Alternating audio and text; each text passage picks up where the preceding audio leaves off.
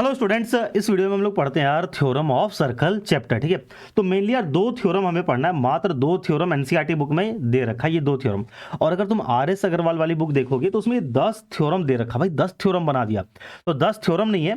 और ये सब जो देखो आरएस अग्रवाल बुक में एज ए ये जो मैंने सीरियल वाइज लिखा है थ्योरम 1 2 3, ये आरएस अग्रवाल बुक से लिखा है। ठीक है, तो अगर तुम देखोगे तो ये जो सारा थ्योरम इतना पढ़ने की जरूरत नहीं है। जब हम लोग एनसीईआरटी बुक का क्वेश्चन सॉल्व करेंगे तो ये सारा थ्योरम ऑटोमेटिक कवर हो जाएगा, क्योंकि एनसीईआरटी बुक में ये एज ए क्वेश्चन की फॉर्म में दे रखा है। एनसीईआरटी का 10.2 का क्वेश्चन नंबर 4 है, ये 10.2 का क्वेश्चन नंबर 10 है, 10.2 का क्वेश्चन नंबर 5 है, तो ये सब वहां पे कवर हो जाएगा।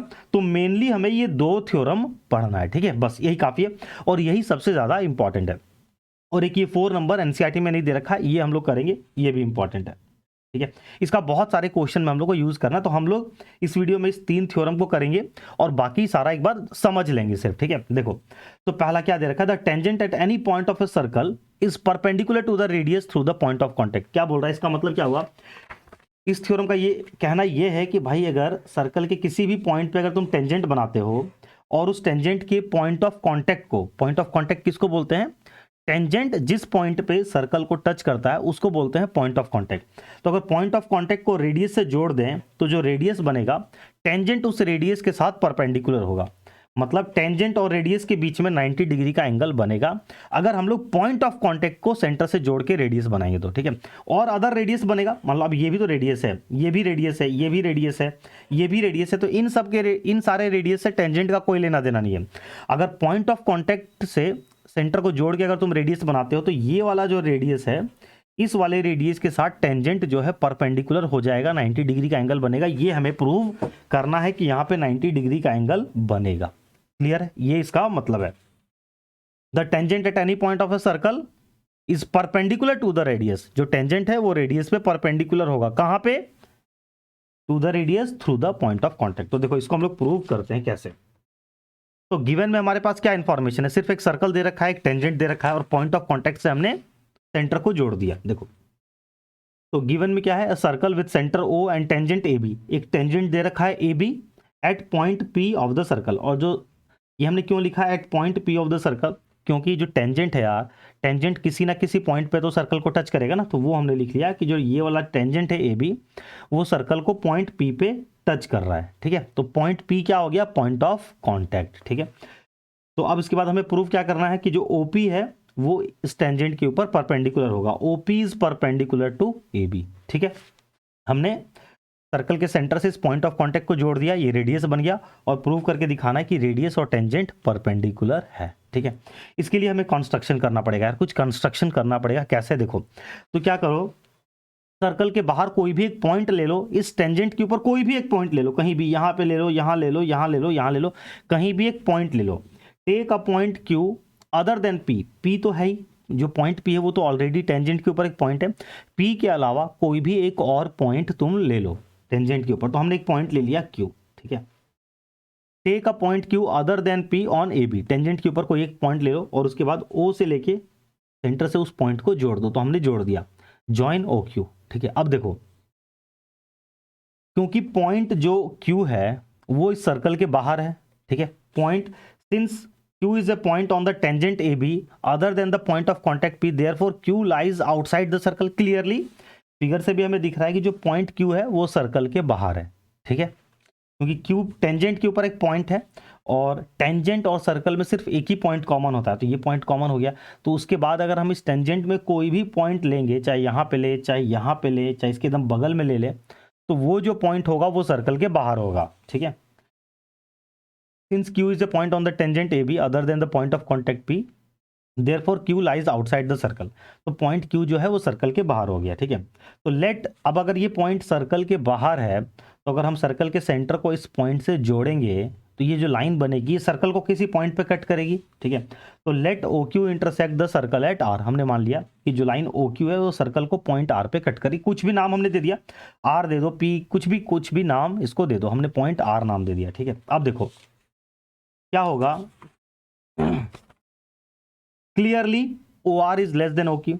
जो पॉइंट O से लेके R तक का डिस्टेंस है और O से लेके Q तक का डिस्टेंस है, तो OR जो है वो OQ से छोटा होगा। क्लियरली ये फिगर को देख के समझ में आ रहा है, clearly OR is less then OQ। ठीक है, अब बोलोगे ऐसा क्यों लिखे, तो अभी तुम देखते जाओ समझ में आ जाएगा। ये जो हमें प्रूव करना है ना, इसको प्रूव करने के लिए हम ये सारा कर रहे हैं काम, ठीक है। तो O R is less than O Q, clear है ये स्टेप। अब देखो जो ओ आर है वो ओ पी के बराबर होगा, क्यों? क्योंकि ओ आर भी रेडियस है और ओ पी भी रेडियस है। तो ओ आर की जगह पे हम लिख सकते हैं O P is less than O Q. जो ओ पी है वो ओ क्यू से लेस होगा, क्लियर है। ओ क्यू को ओ आर के बदले हमने रिप्लेस कर दिया ओ पी। क्यों किया ऐसा? क्योंकि O R is equal to O P, O R और ओ पी आपस में बराबर है, ठीक है। तो अब देखो यहां से क्या कंक्लूजन निकल रहा है, इस लाइन से क्या कंक्लूजन निकला कि OP is less then OQ. जो ओपी लाइन है, ओपी एक स्पेशल लाइन है। ओपी कौन सी लाइन है? जो पॉइंट ऑफ कांटेक्ट को सेंटर से जोड़ने से बन रहा है, ये एक स्पेशल लाइन है। और ओक्यू क्या है? कोई भी एक ऐसी लाइन जो टेंजेंट के ऊपर हम पॉइंट, सर्कल के बाहर पॉइंट लेने से बन रहा है। तो पॉइंट क्यू तो यहां भी हो सकता था, पॉइंट क्यू यहां भी हो सकता था, यहां भी हो सकता था।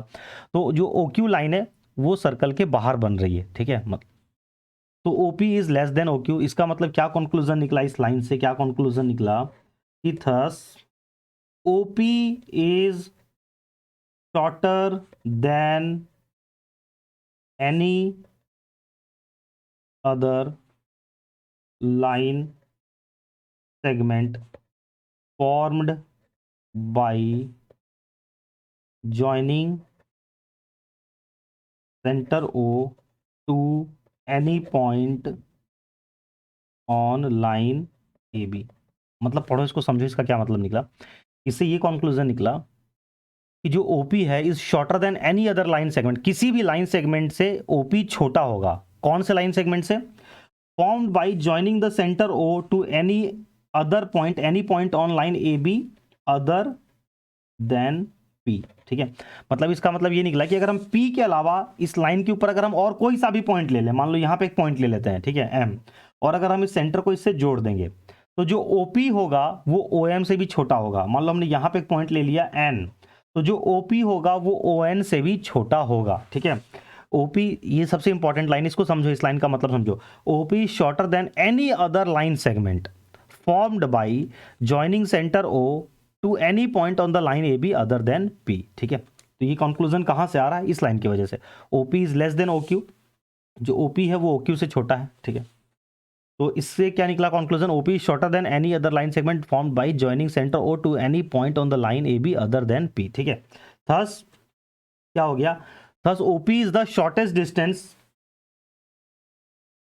Thus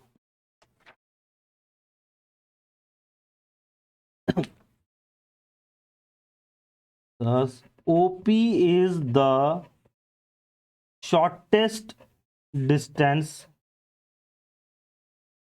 between center O and tangent AB, ठीक है। इस लाइन से फिर क्या कंक्लूजन निकला कि OP is the shortest distance between centre O and tangent AB। जो OP है वो सेंटर O और टेंजेंट के बीच में सबसे छोटी लाइन ये है। इससे छोटी लाइन हम और कोई भी नहीं बना सकते। तुम कहीं पे भी और पॉइंट ले लो, ठीक है, इस टेंजेंट के ऊपर और कोई सा भी पॉइंट ले लो, OP से छोटी लाइन तुम नहीं बना पाओगे, ठीक है। OP is the shortest distance between centre O and tangent AB, ठीक है। And we know that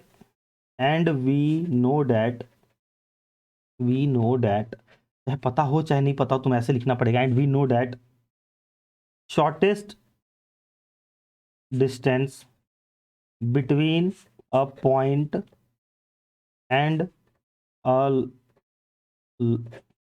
line is perpendicular distance, ठीक है। मतलब एक पॉइंट और एक लाइन के बीच में जो सबसे शॉर्टेस्ट डिस्टेंस होता है वो क्या होता है? Perpendicular distance. मतलब अगर इसे समझो, अगर मैं यहाँ पे एक पॉइंट ले लूँ, ठीक है, और ये एक लाइन ले लूँ और बोलूँ कि दोनों के बीच में शॉर्टेस्ट डिस्टेंस बनाओ, सबसे छोटा डिस्टेंस बना के दिखाओ, तो इस पॉइंट से मेरे को परपेंडिकुलर बनाना पड़ेगा, क्योंकि जो परपेंडिकुलर लाइन होती है वही सबसे शॉर्टेस्ट डिस्टेंस होती है। तुम अगर यहाँ से ये वाली लाइन ऐसे बना दोगे तो ये लाइन सबसे शॉर्टेस्ट नहीं हुई। इस लाइन और पॉइंट के बीच का जो डिस्टेंस, सबसे शॉर्टेस्ट डिस्टेंस कौन सा होता है? जो परपेंडिकुलर डिस्टेंस होता है, ठीक है। तो ये बात हमें पहले से पता है। And we know that shortest distance between a point and a line is the perpendicular distance between them, ठीक है। Hence OP is perpendicular to AB, ठीक है, क्योंकि OP क्या है, OP is the shortest distance, और जो शॉर्टेस्ट डिस्टेंस होता है वो क्या होता है, perpendicular, and we know that shortest distance between a point and a line is the perpendicular distance, और यहाँ पे क्या है, OP is the shortest distance, OP सबसे छोटा डिस्टेंस है, तो जो सबसे छोटा डिस्टेंस होगा वो क्या होगा, perpendicular, hence OP perpendicular AB। तो यही हो गया इस थ्योरम का प्रूफ, ठीक है। तो थोड़ा सा थ्योरेटिकल नेचर है इस प्रूफ का, तो समझ में आया तो वेरी गुड, नहीं आया तो यार टेंशन लेने वाली कोई बात नहीं कि नहीं समझ में आया, इसको रट्टा मार जाओ तुम एकदम आंख बंद करके, आंख बंद करके नहीं कर पाओगे यार, आंख खोल के ही करना पड़ेगा, रट लो इसको, समझ लो, यही इसका प्रूफ है, ठीक है ना। थोड़ा सा थ्योरेटिकल है, और बस सर्कल में जैसे ट्रायंगल चैप्टर में क्या था, बीपीटी थ्योरम था, पाइथागोरस थ्योरम था, वहां पे थोड़ा सा हम सॉल्व करके दिखाते थे, यहाँ पे थोड़ा लिख के एक्सप्लेन करने वाला है, ठीक है, यही है और यही है इसका एक्सप्लेनेशन, ठीक है।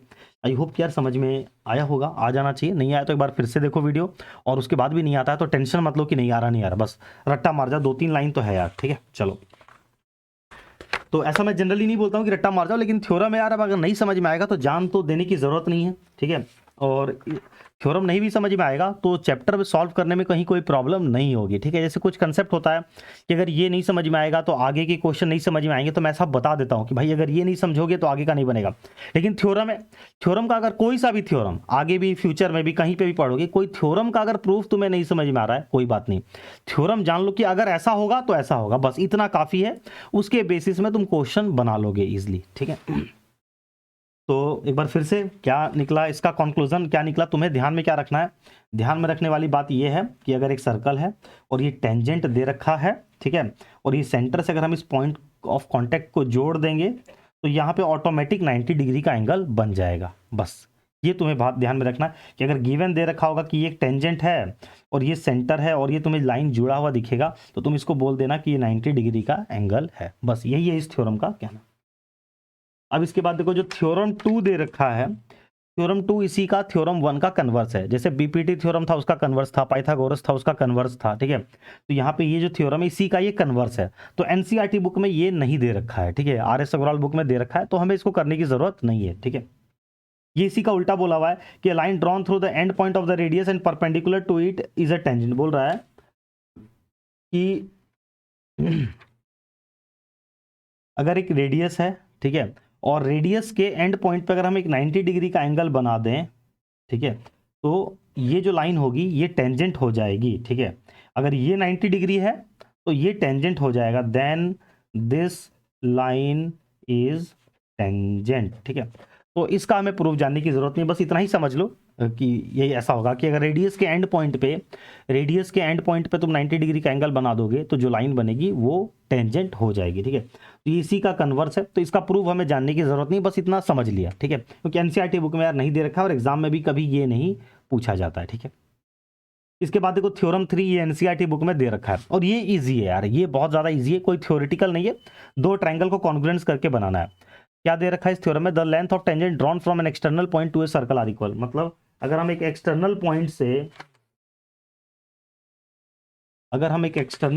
सर्कल पे एक एक्सटर्नल पॉइंट से अगर हम सर्कल के ऊपर, ये हमने एक्सटर्नल पॉइंट ले लिया, एक्सटर्नल पॉइंट से अगर हम सर्कल पे टेंजेंट बनाते हैं तो यार मैक्सिमम 2 ही टेंजेंट बनेगा, ठीक है, उससे ज़्यादा टेंजेंट बनेगा भी नहीं, और ये दोनों टेंजेंट का लेंथ आपस में इक्वल होगा, मान लो ये ए बी सी, ये हो गया सेंटर हो, ठीक है, पॉइंट ए से हमने 2 टेंजेंट बनाया, then A B is equal to A C होगा। अब ऐसा क्यों होता है तो इसको समझते हैं, इसका प्रूफ समझते हैं, ये इंपॉर्टेंट है, बहुत ज़्यादा इंपॉर्टेंट है। The length of tangent drawn from an external point to a circle are equal, अगर बाहरी पॉइंट से तुम टेंजेंट बनाओगे तो टेंजेंट का लेंथ इक्वल होगा, क्यों होगा समझो, देखो गिवन में क्या दे रखा है, ये थ्योरम, एक सेकेंड, ये पेपर कहाँ गया भाई, देखो ये थ्योरम 3, ठीक है, में दोनों टेंजेंट का लेंथ इक्वल प्रूव करना है। गिवन में हमारे पास क्या इन्फॉर्मेशन है कि AP and AQ are tangent drawn from point A to circle with centre, point A से 2 टेंजेंट बन रहा है सर्कल पे और उस सर्कल का सेंटर O दे रखा है, ठीक है। हमें क्या प्रूव करके दिखाना है कि AP is equal to AQ, ये प्रूव करना है। हम क्या करेंगे कंस्ट्रक्शन में, सर्कल के सेंटर से इस लाइन पॉइंट A को जोड़ देंगे, यहाँ से Q को जोड़ देंगे और यहाँ से P को जोड़ देंगे, ठीक है। अब इसके बाद देखो अभी जस्ट इसमें हम लोग इस वाले थ्योरम को प्रूव करने के लिए यहाँ पे हम थ्योरम 1 का यूज करेंगे। जो थ्योरम 1 हमने प्रूव किया था इसका यूज करेंगे यहाँ पे। कैसे? देखो, एपी एक टेंजेंट है और हमने सेंटर से इस पॉइंट ऑफ कांटेक्ट को जोड़ रखा है, तो ये ऑटोमेटिक 90 डिग्री का एंगल हो जाएगा बाय यूजिंग थ्योरम 1। सिमिलरली यहाँ पे भी 90 डिग्री का एंगल हो जाएगा बाय यूजिंग थ्योरम 1। ठीक है, तो उसी को हमने यहाँ पे लिखा, AP is tangent at P, AP एक टेंजेंट है एट पी पे, and OP is radius through P, जो ओपी है वो रेडियस बन रहा है पॉइंट पी पे। ठीक है, तो therefore OP is perpendicular to A B using theorem 1।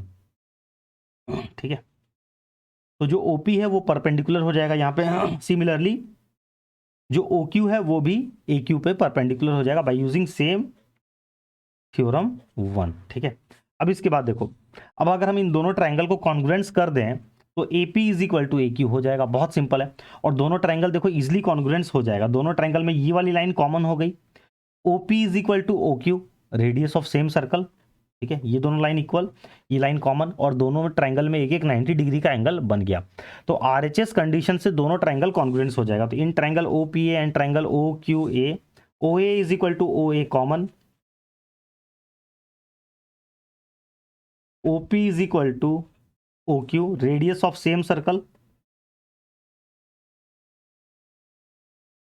ठीक है, and angle O P A is equal to angle O Q A 90 degree. ठीक है, दोनों, तो therefore triangle O P A congruence to triangle O Q A by R H S congruence condition. ठीक है, are H S से दोनों triangle congruence हो गया। दोनों ट्रायंगल में हमने 3 इंफॉर्मेशन शो कर दिया।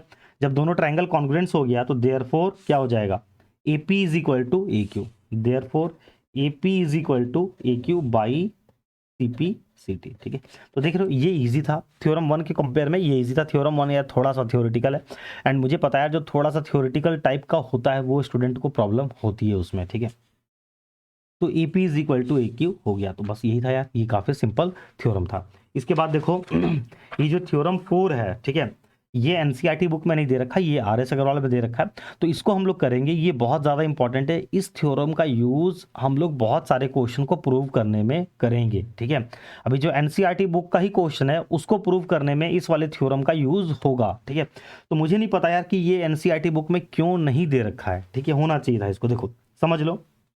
हाँ, इसके आगे का थ्योरम हम लोग नहीं करेंगे, क्योंकि इसके आगे का जो थ्योरम दे रखा है आर एस अग्रवाल बुक में वो as a question NCERT book में कवर हो रहा है। ठीक है,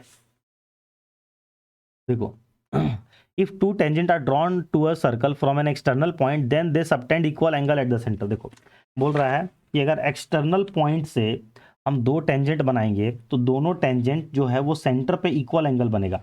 इस टेंजेंट के द्वारा सेंटर पे ये वाला एंगल बन रहा है, और इस टेंजेंट के द्वारा सेंटर पे ये वाला एंगल बन रहा है। ये दोनों एंगल इक्वल होगा, इस बात को प्रूव करके दिखाओ। ये हो गया पॉइंट नंबर 1, ये हमें प्रूव करना है। Angle A O P is equal to angle A O Q. ठीक है, एंड एक बात और प्रूव करनी है, और क्या, then they are equally inclined to the line segment joining the centre to that point. देखो फिर से, if two tangent are drawn to a circle from external point then they are equally inclined to the line segment joining the centre to that point. देखो इस line की बात की जा रही है, ये दो टेंजेंट है, तो बोल रहा है कि प्रूव करके दिखाओ कि दोनों टेंजेंट इक्वली इंक्लाइंड होगा। किस पे इक्वली इंक्लाइंड होगा, इस वाली लाइन के ऊपर जो इस पॉइंट को और सेंटर को जोड़ रही है, इस लाइन के ऊपर ये दोनों टेंजेंट इक्वली इंक्लाइंड होगा। इक्वली इंक्लाइंड का मतलब ये दोनों एंगल इक्वल होगा, ये हमें प्रूव करना है। ठीक है, इक्वली इंक्लाइंड का ये मतलब हुआ, तो ये हमें प्रूव करके दिखाना है। सेकंड पार्ट ये हो गया, फर्स्ट पार्ट प्रूव करना है, और ये सेकंड पार्ट कि angle O A P is equal to O A Q. ठीक है, क्लियर है, क्वेश्चन का मतलब समझ में आ गया। अब देखो प्रूफ, अगेन सिमिलर, या दोनों ट्रायंगल को कॉन्ग्रुएंस कर दो। अगर तुम दोनों ट्रायंगल को कॉन्ग्रुएंस कर देते हो तो सीपीसीटी से ये दोनों एंगल इक्वल हो जाएगा और ये दोनों एंगल इक्वल हो जाएगा, हैंस प्रूव्ड। बस इतना ही करना है। तो देखो ट्रायंगल ओ ए पी में, ए ओ पी और ए ओ क्यू में, ए ओ पी और ए ओ क्यू में O P is equal to O Q होगा, O P is equal to O Q होगा। क्यों, रेडियस ऑफ सेम सर्कल, तो रेडियस तो इक्वल होगा। फिर उसके बाद O A is equal to O A common, और क्या हो जाएगा, A P is equal to A Q. A P is equal to A Q होगा। क्यों, तो ये थ्योरम हमने पढ़ा था, थ्योरम 2 एनसीईआरटी बुक के हिसाब से थ्योरम 2। तुम्हें ऐसे थ्योरम 2 नहीं लिखना, तुम्हें क्या लिखना है, length of tangent drawn from an external point to a circle are equal. देखो ये क्या है, एक्सटर्नल पॉइंट से दो टेंजेंट बन रहा है ना, और एक्सटर्नल पॉइंट से दो टेंजेंट बनता है, दोनों का लेंथ बराबर होता है। तो तुम्हें यहाँ पे लिखना है length of tangent drawn from an external point to a circle are equal. ठीक है, यहाँ पे तुम्हें ये लिखना है। तो ये तीन इंफॉर्मेशन हमने दिखा दिया। Therefore triangle A O P congruence to triangle A O Q by using S S S side side side congruence condition. जब दोनों ट्राइंगल कॉन्ग्रुएंस हो गया तो therefore angle A O P, इस वाले ट्राइंगल का, दोनों ट्राइंगल को हमने कॉन्ग्रुएंस कर दिया, तो angle A O P is equal to angle A O Q हो जाएगा। Therefore angle A O P is equal to angle A O Q and angle O A P is equal to angle O A Q. ठीक है, ये हो गया। ठीक है, by C P C T. तो हैंस प्रूव्ड, जो हमें प्रूव करना था वो हो गया। तो सिंपल है यार, देखिए कितना ज़्यादा सिंपल है। बस थ्योरम 1 में यार थोड़ा सा थ्योरेटिकल था, तो कोई दिक्कत नहीं यार, थोड़ा सा अगर प्रॉब्लम है इतना तो एक दो बार रीड करोगे तो वो भी दिमाग में बैठ जाएगा। तो हमारा ये 3 कवर हो गया। ठीक है, इसके बाद देखो ये वाला जो क्वेश्चन है ये अभी हम यहाँ पे स्किप कर रहे हैं, क्योंकि एनसीईआरटी बुक का जब इसके बाद हम लोग क्वेश्चन सॉल्व करना स्टार्ट करेंगे, एग्जाम्पल 1 में ही हमें ये वाला मिल जाएगा, ये भी हो जाएगा। एक्सरसाइज 10.2 का क्वेश्चन नंबर 4 में ये कवर हो जाएगा, और 10.2 का क्वेश्चन नंबर 10 में ये कवर हो जाएगा, 10.2 का क्वेश्चन नंबर 5 में ये कवर हो जाएगा, और ये थ्योरम 7 और 9 ये हमें करने की जरूरत नहीं है। ठीक है, ये क्या दे रखा है, prove that the line segment joining the point of contact of two parallel tangent to a circle is diameter of the circle. बोल रहा है कि अगर दो पैरेलल टेंजेंट, एक सर्कल पे दो पैरेलल टेंजेंट है, ठीक है, और दोनों पैरेलल टेंजेंट को अगर हम जोड़ देंगे पॉइंट ऑफ कांटेक्ट को, तो जो लाइन बनेगी वो डायमीटर होगी। तो ऑब्वियसली ये होगी, तो ये हमें प्रूव करने का जरूरत नहीं है। क्यों? क्योंकि देखो बोल रहा है, अगर हम यहाँ गया, prove that the line segment joining the point of contact of two parallel tangent to a circle is diameter of circle.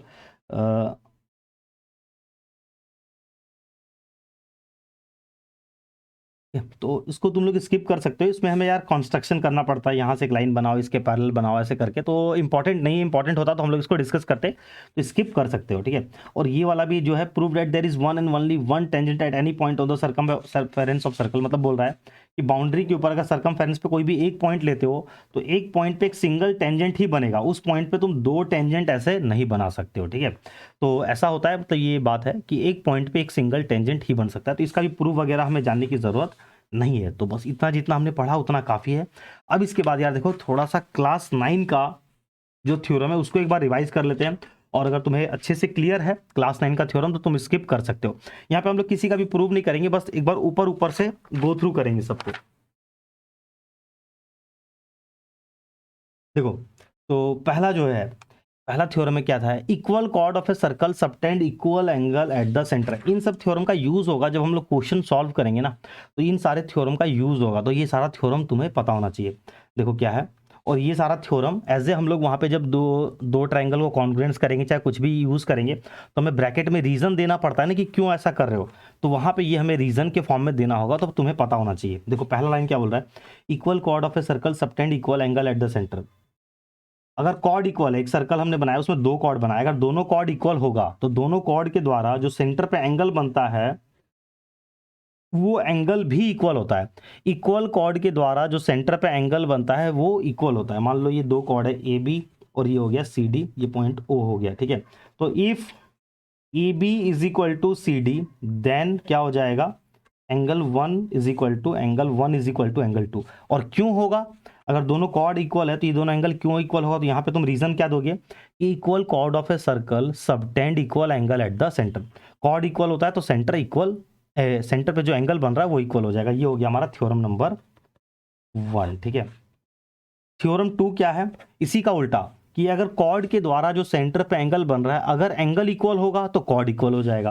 पहला क्या है, कॉर्ड इक्वल तो एंगल इक्वल। दूसरा क्या है, एंगल इक्वल तो chord equal. If the angle subtended by the chord of a circle at the centre are equal, then the chord are equal. ये लिख रहा है, बोल रहा है कि अगर एंगल इक्वल होगा तो कॉर्ड इक्वल हो जाएगा। थ्योरम 2 क्या हो गया, if angle 1 is equal to angle 2, then A B is equal to C D. अगर एंगल इक्वल होगा तो कॉर्ड इक्वल हो जाएगा। ठीक है, थ्योरम 3 क्या है, the perpendicular from the centre of a circle to a chord bisect the chord. ठीक है, अगर हम एक सेंटर, एक कॉर्ड है ये, ठीक है, और अगर हम सेंटर से इस कॉर्ड के ऊपर अगर एक परपेंडिकुलर लाइन ड्रॉ कर दे, अगर हम यहाँ पे 90 डिग्री का एंगल बना दें, ठीक है, अगर हम 90 डिग्री का एंगल बना रहे हैं तो ये जो 90 डिग्री का एंगल बनेगा, ये जो लाइन बनेगी, ये कॉर्ड को बाइसेक्ट कर देगी। इफ थ्योरम नंबर 3 क्या हो गया, if O C is perpendicular to A B, if O C is perpendicular to A B, then क्या हो जाएगा, then A C is equal to B C. अगर सेंटर से तुम कॉर्ड पे परपेंडिकुलर ड्रॉ करते हो तो वो कॉर्ड को बाइसेक्ट कर देता है, ठीक है। इसका भी यूज होगा यार, इसका यूज होगा, तो अगर तुम्हें ये पता नहीं रहेगा और वहां पे उस वक्त अगर मैं एक्सप्लेन कर रहा हूँ तो तुम्हें प्रॉब्लम होगी कि ये कैसे हो गया, ठीक है। इफ ओ सी सेंटर से कॉर्ड पे परपेंडिकुलर बनेगा तो कॉर्ड को बाइसेक्ट कर देता है। इंपॉर्टेंट है यार ये वाली बात, ठीक है। और थ्योरम 4 क्या हो गया, इसी का उल्टा। थ्योरम 4 क्या है कि if A C is equal to B C, अगर सेंटर से कॉर्ड के ऊपर कोई लाइन बन रही है और वो लाइन कॉर्ड को बाइसेक्ट कर रही है, मतलब A C is equal to B C है, if A C is equal to B C, then क्या हो जाएगा, then O C is perpendicular to A B. तब ऑटोमेटिक यहाँ पे 90 डिग्री का एंगल बन जाएगा। कहने का मतलब अगर कॉर्ड के मिड पॉइंट को तुम सेंटर से जोड़ दोगे तो यहाँ पे अपने आप 90 डिग्री का एंगल बन जाएगा, तुम्हें बनाने की जरूरत नहीं है। If A C is equal to B C, then O C perpendicular A B. ये हो गया हमारा 4 थ्योरम, ठीक है। इसके बाद 5वां क्या बोल रहा है, the angle subtended by an arc eight the centre is double the angle subtended by it at any point on the remaining part of the circle. मतलब देखो, बोल रहा है एक आर्क ले लिए हमने, 2 पॉइंट ले लिया, इस 2 पॉइंट से एक आर्क बन रहा है, ठीक है। इस आर्क के द्वारा एक एंगल बन रहा है सेंटर पे, ये वाला एंगल बन रहा है, और इस आर्क के द्वारा एक एंगल बन रहा है सर्कल की बाउंड्री पे, कहीं पे भी रिमेनिंग पार्ट ऑफ सर्कल पे। तो जो सेंटर वाला एंगल होगा वो बाउंड्री वाले एंगल का डबल होगा। मान लो ये ए बी सी और ये ओ, ठीक है। तो क्या कहना है इसका कि angle A O B is equal to 2 times angle A C B. जो सेंटर वाला एंगल है वो बाउंड्री वाले एंगल का डबल होता है, ठीक है। The angle subtended by an arc eight the centre is double the angle subtended by it at any point on the remaining part of the circle, ठीक है। तो कहीं भी तुम्हें ऐसा फिगर दे रखा हो, मान लो ये दे रखा है 75 डिग्री, बताओ ये वाला एंगल क्या होगा, तो तुम्हें इस थ्योरम का यूज करना होगा। तुम बोलोगे यार ये 75 है तो ये 150 हो जाएगा, क्यों, तो बताओगे कि आर्क के द्वारा सेंटर पे जो एंगल बनता है वो बाउंड्री वाले एंगल का डबल होता है, और वहां पे तुम्हें ये वाला रीजन लिखना होगा। तो ये सारी लाइंस तुम्हें याद होनी चाहिए, ठीक है।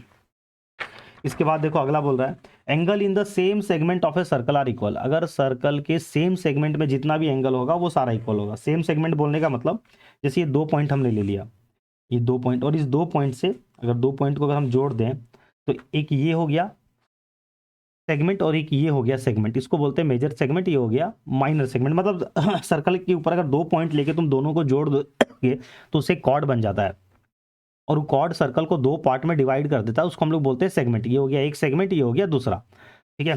तो ये हो गया, अगर इसी सेगमेंट में अभी इस 2 पॉइंट से इस वाले सेगमेंट में हम जितना भी एंगल बना दे, कि ये एंगल बना दिया, इसी 2 पॉइंट से हमने ये दूसरा एंगल बना दिया, इसी 2 पॉइंट से इसी सेगमेंट के अंदर हमने ये तीसरा एंगल बना दिया, तो ये तीनों एंगल का वैल्यू आपस में बराबर होगा, और इसको हम लोग रीजन देते हैं angle in same segment are equal.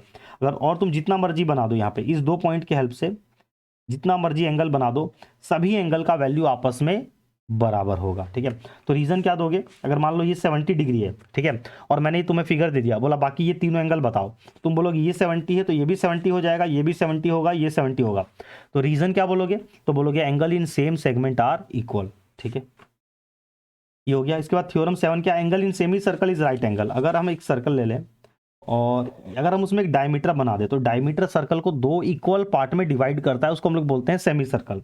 और सेमी सर्कल पे अगर तुम कोई भी एंगल बनाओगे तो ये जो एंगल बनेगा ये 90 डिग्री का एंगल होगा, इसका भी यूज होगा, ठीक है। मान लो हमने यहाँ ऐसे जोड़ दिया, जितना भी एंगल बनेगा ये सारा 90 डिग्री का एंगल बनेगा। तो इसका रीजन क्या होगा, तो angle in semi circle is 90 degree. अभी हम लोग क्वेश्चन सॉल्व करेंगे, सबका यूज होगा, ठीक है।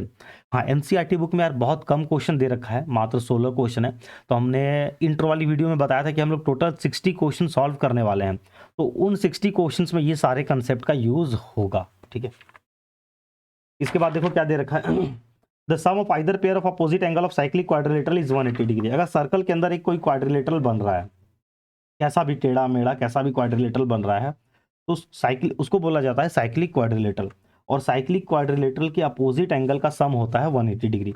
मान लो ये 70 डिग्री दे रखा है, बोलेगा बताओ ये वाला एंगल क्या होगा, तो हम बोल सकते हैं कि ये वाला एंगल 110 डिग्री होगा। कैसे? क्योंकि हमें पता है कि साइक्लिक में अपोजिट का सम होता है 180, तो ये अगर 70 हो गया तो ये 110 हो जाएगा। ये अगर हो गया 50 डिग्री तो ये हो जाएगा 130 डिग्री। हम इजीली बता सकते हैं, ठीक है। मतलब angle A B C D हमें दिख रहा है कि सर इस क्वाड्रिलेटर का चारों पॉइंट सर्कल की बाउंड्री पे है, इसका मतलब ये साइक्लिक हो गया, और साइक्लिक हो गया तो angle A plus angle C is equal to 180 degree and angle B plus angle D is equal to 180 degree. अब सबका प्रूव है यार, तो हमें प्रूव करने की जरूरत नहीं है। ठीक है। इसके बाद if sum of pair of opposite angle of a quadrilateral is 180 degree then the quadrilateral is cyclic. मतलब हमने कोई भी क्वाड्रिलेटर बना दिया ऐसे, ठीक है, और हम बोल रहे हैं कि अपोजिट एंगल को जोड़ने पे 180 डिग्री आ रहा है, ए बी सी डी, ठीक है। Angle A plus angle C is equal to 180 degree दिया हुआ है कि एंगल ए प्लस सी को जोड़ोगे तो 180 आ जाएगा। कौन सा कितना है नहीं पता, लेकिन दोनों को जोड़ने पे 180 है। तब हम लोग बोल सकते हैं then if angle A plus C is equal to 180 degree then A B C D is a cyclic quadrilateral. इसका मतलब ए बी सी डी एक साइक्लिक क्वाड्रिलेटरल है। ये लाइन बोलने का क्या मतलब हुआ? A B C D is a cyclic quadrilateral. इसका मतलब हुआ कि अगर एक तुम सर्कल बनाओगे तो सर्कल चारों वर्टेक्स को टच कर देगा, ठीक है। अगर हम साइक्लिक क्वाड्रिलेटरल है तो हम यहाँ पे किसी भी 3 वर्टेक्स से पास होता हुआ अगर एक सर्कल बनाएंगे तो चौथे वर्टेक्स को भी टच कर देगा। इसके बाद equal chord of a circle are equidistant from the centre. मतलब अगर 2 कॉर्ड है और दोनों आपस में इक्वल है, ये हमने सर्कल बनाया, एक ये कॉर्ड बना दिया और एक ये कॉर्ड बनाया, और दोनों कॉर्ड का लेंथ इक्वल है ए बी सी डी, ठीक है। If A B is equal to C D, अगर 2 कॉर्ड आपस में इक्वल है तो दोनों कॉर्ड का जो सेंटर से दूरी होगा वो बराबर होगा। सेंटर से दूरी मतलब यहां से हमने परपेंडिकुलर ड्रॉ किया दोनों कॉर्ड पे। If A B is equal to C D then क्या हो जाएगा? O M is equal to O N. O M और ओ एन आपस में बराबर होगा। अच्छा, ये जो मैं इतना स्पीड में तुम्हें करवा रहा हूँ ये तुम्हें तभी रिवाइज हो पाएगा जब तुम्हारा पहले से अच्छे से पढ़ा हुआ होगा। अगर पहले से ही नहीं पढ़ा हुआ है तो मैं क्या बोल रहा हूँ, तुम्हारा सब ऊपर से पार हो रहा होगा, ठीक है। तो अब यहाँ पे मैं पूरा पढ़ा नहीं रहा हूँ, जस्ट इतने कम शॉर्ट टाइम में फटाफट रिवाइज करवा रहा हूँ, ठीक है। अब अगर पढ़ा हुआ नहीं होगा यार तो कंफर्म है कि समझ में नहीं आ रहा होगा, तुम्हें लग रहा होगा क्या मैं बोले जा रहा हूँ और अपने समझ रहा हूँ। ये जस्ट फॉर रिवीजन है, ये एज्यूम करके कि भाई तुमने पढ़ रखा है उस हिसाब से मैं पढ़ा रहा हूँ, पढ़ा नहीं रहा हूँ, रिवाइज करवा रहा हूँ, ठीक है। तो अगर कॉर्ड इक्वल है तो उनका जो सेंटर से दूरी होगा वो बराबर होगा, then O M is equal to O N, ठीक है। और इसी का रेसिप्रोकल ये हो गया एक थ्योरम, कौन सा था यहाँ पे? Theorem 10। Equal chord of a circle are equidistant from the centre. Theorem 11 जो है थ्योरम 11 इसी का रेसिप्रोकल है। If O M is equal to O N, if O M is equal to O N अगर हो जाए, अगर centre से दूरी बराबर हो जाए तो देन कॉर्ड इक्वल हो जाता है, then A B is equal to C D. तब 2 कॉर्ड आपस में इक्वल हो जाएंगे, ठीक है।